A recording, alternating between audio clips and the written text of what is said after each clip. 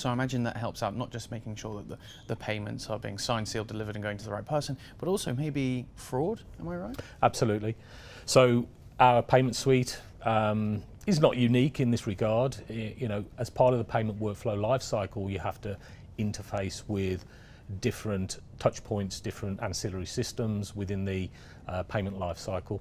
So fraud, sanction screening, you need to check general ledger, for account balances, all those kinds of things. Those are all typically external interfaces that are implemented as part of that workflow. But one of the key things, particularly with instant payments, is that you have a very short window to be able to execute all those things.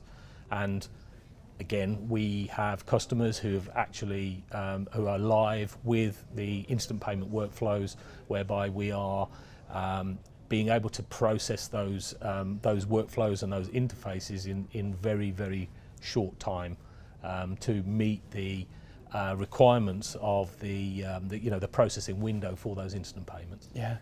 Now, well, with that in mind, obviously we're seeing a huge change in the industry that is applying pressures to the institutions. ISO 20022 standard, what does that mean for Valantic, and what does that mean for your customers, if I can find out afterwards? Sure. So what it means for Valantic is, I guess in some ways it's good news, because our payment suite is ISO 20022 native. Okay, so essentially with our we speak ISO 20022.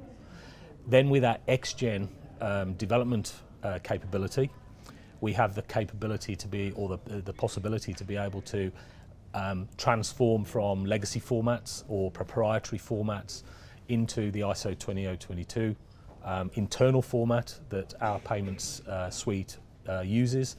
And obviously on the outbound flow, we have the same capability as well. What that means for our customers is that they are buying an ISO 20022 native platform that is able to adapt to those different standards changes. Because if you think about ISO 20022, people often perceive it as being a single thing, but in actual fact, it's a base standard upon which different schemes have used and based their own usage of that standard. So there are different flavors of ISO 20022. Yeah. You've got obviously the main suspects like Swift CBPR Plus, Target 2, but then even like the instant payment, SEPA is another example. They're all ISO 20022, but they've all got subtle variations, or in some cases not so subtle variations, different usage rules, even sometimes the messages themselves, even though they're the same message, they've got the same name, pax.008 or something like that.